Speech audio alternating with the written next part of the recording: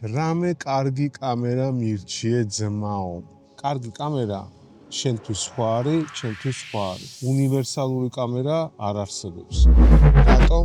იმიტომ რომ გაწმილებისა და იმედების გაცრუების მეც არაფერს არ მიიღე. $100,000 გადაიხდი, მაგრამ მე კარგ კამერაში და უცბად დააჭერ კნოპკას ჩართავ და არ იღებს ეგ კამერა ეს. ეს ხო ყველაზე მაგარი კამერაა.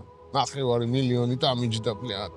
ლინზა, კამერა და კნოპკას ვაჭერ ხელს და ეგეთი ჯადოსნური კნოპკა არ არსებობს. რომ დააჭირო და გადაიღოს ყველაფერი ისე როგორც კინოა. ჯადოსნური კნოპკა არის შენი ხელები.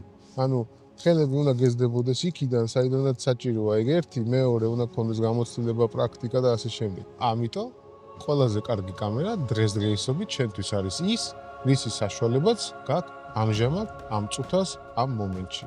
წადი და იყიდე ის, რაც შეგიძლია რომ იყიდო. თორე ეგრე დაბერდები რამე კარგი კამერა, ამ კამერის საშუალება არა მაქვს, მოდი ცოტა ხანი დაველოდები, მოდი ცოტა ხანი დავაგროვებ და ნელ-ნელა მიდის ხარ მე ესე რომ 500,000 გინდა მე ამ რამე კარგ კამერაში და ვერასოდეს ვერც იყიდი, ვერც ისწავლი გადაღებას, ვერც გამოცდილებას ვერ დააგროვებ. ესე ცხოვრება ესე.